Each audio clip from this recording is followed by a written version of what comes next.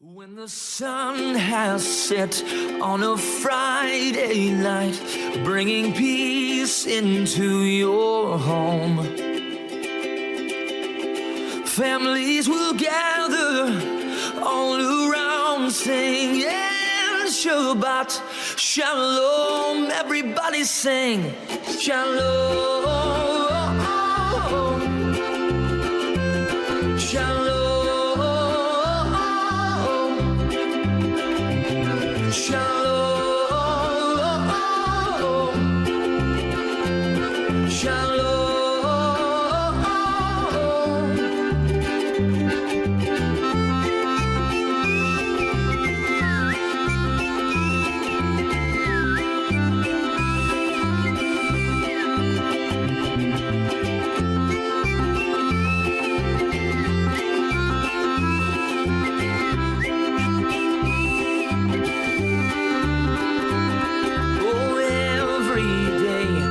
A gift from God to put a smile upon your face.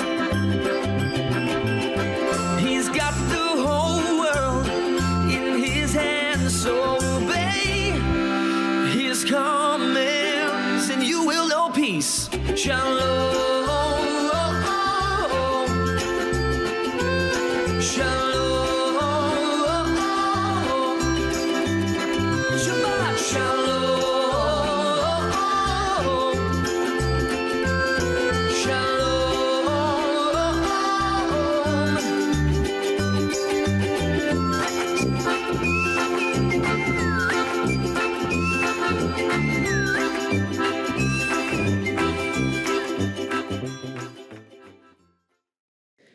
Shabbat Shalom, Rabbi Ron. Hey, Shabbat Shalom, Rabbi Bender. Let's welcome Shabbat with some bim bam. Bim bam, bim bim bim bam, bim bim bim bim bim bam. Shiri biri biri bim bam, bim bim bim bam, bim bim bim bim bim bam. Shabbat Shalom. Shabbat Shalom, Shabbat, Shabbat, Shabbat, Shabbat Shalom, Shabbat Shalom, Shabbat Shalom, Shabbat, Shabbat, Shabbat, Shabbat Shalom, Shabbat, Shabbat, Shabbat, Shabbat Shalom, Shabbat, Shabbat, Shabbat, Shabbat Shalom, Shabbat Shalom, Shabbat Shalom, Shabbat, Shabbat, Shabbat, Shabbat Shalom. Rabbi Ron, it's so wonderful to make Shabbat with you again. It's been many months. It has. It's one of the funnier things we've got a chance to do is to make Shabbat together and do some learning together also. Yes, I'm looking forward to all that. Shall we light the candles to welcome Shabbat? Absolutely. Let's sanctify time. All right, dear friends, we're so glad to be with you to welcome Shabbat. I'm going to first light the light, and then we will sing the blessing. Please join us, everybody. We're so glad to be with you on this Shabbat. Ya la la la la la la la la la, ya la la la la la la la la la, ya la la la la la la la la la la. Baruch atah Adonai Eloheinu melech haolam, asher kiddushanu b'mitzvotav, b'mitzvotav, vetzivanu lehadlik ner, vetzivanu lehadlik ner, vetzivanu lehadlik ner, shel Shabbat. Shalom Aleichem is a prayer that we sing as Shabbat comes into our week and culminates our week, and it's a prayer about remembering the angels who've touched our lives. Shalom Aleichem, Malachei Hasharei, Malachei Elyon, Melech Malachei Amlachei HaKadosh Baruch Hu.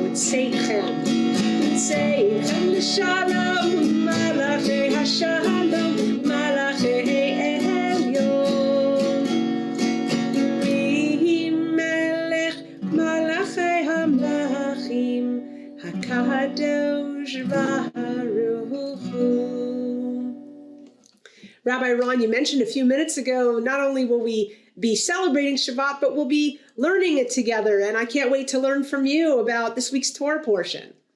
So Parshat Bo is a fascinating parsha. You know, sometimes you and I will say, not much interesting in this one, but Parshat Bo is the end of the plagues in Egypt. And I know as a young child, you know, in religious school, I was fascinated by the plagues. I mean, who doesn't like to visualize that imagery of all those frogs, right? I mean, frogs are kind of cute. And being a Southern California guy growing up in sunshine, hail worked for me. It's not something I saw a lot of growing up, so I kind of enjoyed that too. But this week, they're kind of frightening. So that last plague, we have this imagery that Torah really gets very explicit about. And in chapter 11, verse 6 of Exodus, God tells Moses, there's going to be a cry over the land of Egypt that hasn't been heard before and hasn't been heard since. It gives me such a tingling of how awfully awful, I'm not even sure that's English, but how awfully awful this plague is going to be. And of course, that's the Makat Bechorot, the slaying of the firstborn. And I think as a child in particular, that really got me in the kishkas. And as I said, Torah really describes this one in great detail. And I just find it chilling. And it really, in terms of literature, it really captures it, which it doesn't always do, to my thinking, in many other parts. So I'm curious, when we pick, let's say, the verse or phrase or word in Torah that we want to teach or convey, and we want to offer an inspiring message, what drew you to this verse? Since in your own words, it's kind of awful or terrible. What then compelled you? Because you're such a positive person. I mean, everyone knows that when Rabbi Ron comes into the room, there's smiles and joy. So what drew you to this, especially given your positive personality? What drew you to this text? Maybe because it's just so opposite of how I see the world and how my relationship with God is in the positive. Mm-hmm. That God is the source of all goodness. So this is where blessings come from. So such a drastic, awful. It's really it resonates with me, not in a good way, mm-hmm. Not like I was really cool, but like, oh my gosh, that was intensely awful. And I said, just as literature, that phrase, never heard before, never heard since, really just hit me between the eyes and really in the kishkas at how numbing it must have been for the people, not just Pharaoh, but his entire nation. Maybe it captures. I'm sorry, I didn't mean to interrupt you. I wonder if it kind of captures that even God doesn't know what to do with someone as terrible as Pharaoh. You know, human beings don't know what to do with evil, right? And or don't always know what to do right away. And that and God had to go very far in order to curb Pharaoh's worst instincts. I know that you said you had another verse that you found interesting in this parasha. Do you want to go into that?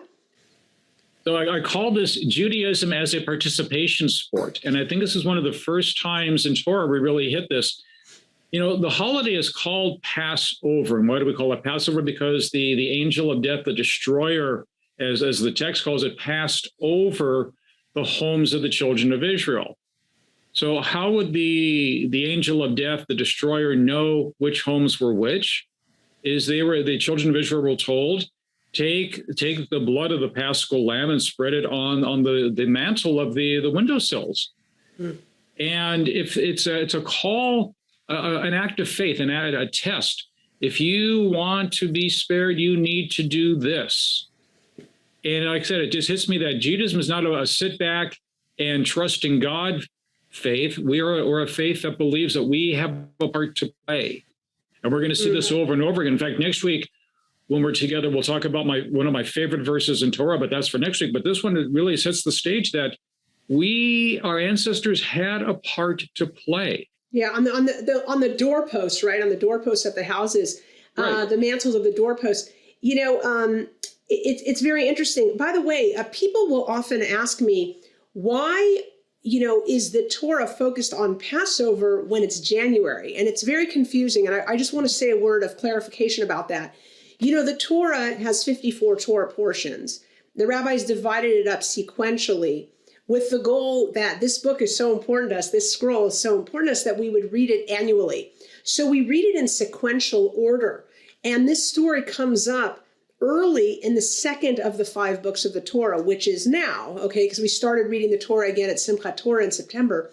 That has nothing to do with when the different holidays are placed and the special Torah readings we do for those holidays. So that was just a point of clarification. By the way, I have a phrase in this Torah portion that I ruminate on, and it's this strange but compelling phrase where it says that Pharaoh's heart was hardened. And the rabbi struggled with this because in some of the episodes of this, and it's written multiple times, in some cases it says God hardened Pharaoh's heart. And that's hard to take into the mind, because why would God make Pharaoh more mean when God is trying to get Pharaoh to do the right thing? But, you know, for me, it's always about finding ourselves in Torah. And the hardest part of reading about this is to realize that I myself, sometimes my heart gets hardened. In other words, why aren't we as human beings, not as terrible human beings like Pharaoh, or for that matter, righteous human beings like, you know, the greatest people who've ever walked the earth, just as regular people, us, the humans, right? Why aren't our hearts always loving and warm? Why is my heart or your heart, not you, Rabbi Ron, but all of us, right? Why are we not always in a place of compassion and loving kindness? Why do we sometimes get cold? And I think if people look back on their lives and think about the people who are in their lives and different people who are close and distant, when someone is cold to us, especially when it's someone that we love, it can be so heart-wrenching. And when someone is warm toward us, it can be so uplifting. And I think that this phrase is brought into this Torah portion, not just to help us capture who Pharaoh was, but to help us think about who we are and how do we, when our hearts feel cold or aloof or uncaring, how do we or annoyed? Let's even use that word. When we're annoyed, how do we warm our hearts so that we can be the loving people that we want to be and that Torah wants us to be? Any thoughts, Rabbi Ron? That's a great teaching. I like it a lot. I'm going to go back to the text. You know, this troubled me an awful lot too, because I'm a big believer in that the greatest gift given to humanity is free will. So if Pharaoh's heart is being modified by God, where is the free choice? It bothered me an awful lot. And I think I first heard this explanation when I was in Jerusalem in yeshiva there. This is a little bit of Hebrew grammar geek, but play along with me for a second. The verb in Torah is chazak, chet zayin kuf, right? Chazek. And it's not that God hardened his heart, but that God strengthened his heart in order to give Pharaoh the ability to make his own choice. Pharaoh could have relented any time he wanted, but God gave him the strength to make up his own mind. And I like that. That actually works for me a lot better than if God hardens his heart, it takes away free will. And that's amazingly annoying. And it's not even, that's not the God I want to believe in. Very interesting. Thank you, Rabbi Ron. I always love learning with you. And there are many takeaways that our friends here at the Jewish Home, at both the Grand Cell Village where I reside and at the Eisenberg Village where you reside, and other friends and family that are watching today at Fountain View or in the community, family members of our beloved residents. Let's, especially at these challenging times where we can encounter a lot of hardness and a lot of stress, let's do everything we can to warm our hearts, even if it takes a little bit of extra effort, even if it means not responding right away, regardless of how we feel, but thinking, taking a moment. That's really, look, what is Torah all about? What is Judaism all about? It's about loving kindness. Mm-hmm. That's it, right? So whatever we can do to draw toward that in Shabbat hopefully helps. Let's sing Lecha Dodi, speaking of Shabbat, as we welcome the Shabbat bride. Lecha Dodi, likrat kala penei Shabbat. Nekabla, nekabla, Shabbat shalom, Shabbat shalom, Shabbat shalom umevorav. Rabbi Ron, you and I talked the other day about this this modern song called "Open Up Our Eyes" that we've been singing over here at Grand Cell. That leads us into the Shema. And what I think is so interesting about the composer of this song is that while he leads us into the oneness of God, the composer of this song is focused on eyes, where the Shema is focused on ears. So whether we're listening or whether we're trying to see, this is about, Hear, O Israel, Adonai is our God, Adonai is one. And the song is Open Up Our Eyes. And I invite all of our residents and friends who are listening today to echo what I sing. So if I sing, open up our eyes, I invite you to say, open up our eyes. Just even if we can't hear you, you can hear. And I think that we're all kind of connected in hearing each other anyway. Open up our eyes, teach us how to live, fill our hearts with joy.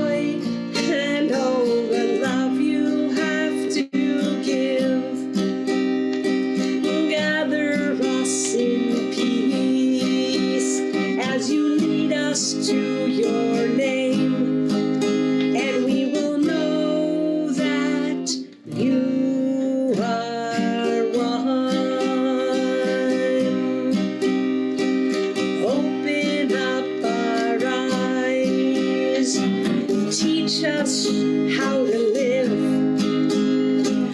fill our hearts with joy and all the love you have to give.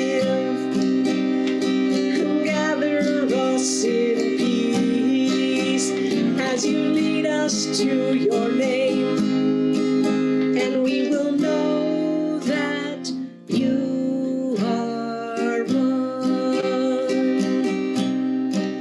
We will know that you are one.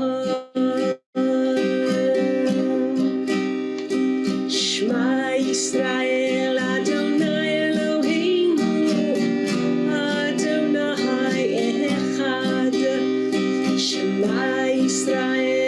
Adonai Eloheinu Adonai Echad. Shema Yisrael Adonai Eloheinu Adonai Echad. Shema Yisrael Adonai Eloheinu Adonai Echad. Hear, O Israel, Adonai is our God, Adonai is one. And for our more traditional friends, we say, Shema Yisrael, Adonai Eloheinu, Adonai Echad. Rabbi Ron, what does Mishaberach mean to you in these times that we're living in? Yeah, that's a great question. And I think for me, it lets me share with those who are not 100%, who aren't feeling their best, that they're not out of sight, out of mind, that I'm thinking about them and that they matter to me. And I hope that knowing that they matter and that they're in our thoughts and our hearts brings them some comfort and helps them in their healing and recovery. Amen, Selah. And I think about, in addition, so beautifully put, thank you so much, Rabbi. In addition to what you said, I think about the fact that the Los Angeles Jewish Home is really not just a house, but a home. And when I think of the Mishaberach, every time actually I make the Mishaberach, the healing blessing, I think of everybody who's connected to this place, because we are really we're a village, a community, well beyond the walls of any of the campuses. Mishaberach Avotenu, Avraham Yitzchak v'Yaakov v'imotenu saraf karachel v'leah, hu yivarech v'yirapeh kol hacholim b'kehilah shelanu, the Los Angeles Jewish Home. May the one who blessed our ancestors, Abraham, Isaac, and Jacob, Sarah, Rebecca, Rachel, and Leah, send your blessing of healing to all members of our community that are in need of healing, all of our residents that are in need of healing and their loved ones, all of our staff that is in need of healing and their loved ones, all of our rehab patients that are in need of healing and their loved ones, all of our volunteers that are in need of healing and their loved ones, that they should all have a refuah shlema, a complete recovery of body and of spirit, along with all those among the people of Israel and in our world that are struggling for wholeness. And we say, Amen. Amen. Refuah shlema. Yes. Refuah shlema, complete healing. And now a general blessing for everybody. Yevarechecha Adonai v'yishmerecha. May Adonai guard and protect you. Yahir Adonai panav elecha v'chuneka. May Adonai turn his face to you. Yisa Adonai panav elecha ve'yasem lecha shalom. May Adonai be gracious to you, and most importantly, send us all the blessings of peace. Ken Yiratzon, may it be God's will. Amen. Selah. Rabbi Ron, do you have a Kiddush cup? I do. Then I say to you, cheers. L'chaim. Yom HaShishi vaychol hashamayim v'aretz v'chol tzva'am vaychal Elohim b'yom hashvi'i melachto asher asa vayishbot b'yom hashemkomoto asher asa vayvarech Elohim et yom hashvi v'akadesh oto kivo Shabbat mikomoto asher v'rai limasot Savrin Rabbanan v'Rabotai L'chaim. Baruch atah Adonai Eloheinu melech haolam borei peri hagafen. Amen. Baruch atah Adonai Eloheinu melech haolam asher kitshanu b'mitzvotav v'ratzavanu v'shabbat kodsho be'avahu v'ratzon hinchilanu zikaron lema'aseh v'reishit ki hu yom techila lemikra'e kodesh zecher l'tziat mitzrayim kivanu v'charta ve'otanu kidashta mikol ha'amim V'shabbat kodshcha be'ahava uvratzon hinchaltanu Baruch atah Adonai mekadesh haShabbat. Amen. L'chaim. L'chaim. It is time to make motzi. Baruch atah Adonai Eloheinu melech haolam hamotzi lechem min haaretz. Amen. They say that more than the Jewish people have kept Shabbat, Shabbat has kept us as a people. Let's join together in Vishamru. Vishamru b'nei Yisrael et Shabbat la'asot et Shabbat לדורותם ברית עולם. Vishamru b'nei Yisrael et Shabbat la'asot et Shabbat לדורותם ברית עולם. ביני ובין בני ישראל אותי לעולם אותי לעולם. ושמרו בני ישראל את השבת לעשות את השבת לדורותם ברית עולם. כי ששת ימים עשה אדוני את השמיים ואת הארץ. ושמרו בני ישראל את השבת לעשות את השבת לדורותם ברית עולם. וביום השביעי שבת ויהי נפש שבת ויהי נפש שבת ויהי נפש. ושמרו בני ישראל את השבת לעשות את השבת לדורותם ברית עולם. Rabbi Ron, before we say farewell, any special thoughts either to the residents of Eisenberg Village or to anybody who's watching right now? Yeah, my Shabbat wish for everybody is to have a Shabbat of rest, a Shabbat of peace. And my overarching prayer, of course, is for everybody to be blessed with good health. That's for sure. And I want to say the same. That was so beautiful. And of course, we want to be together live. We look forward, and I don't think it's that far off. I don't think it's months away. I think it's weeks away that we will gather again in our synagogues and in our courtyards, holding ourselves close to each other in our hearts.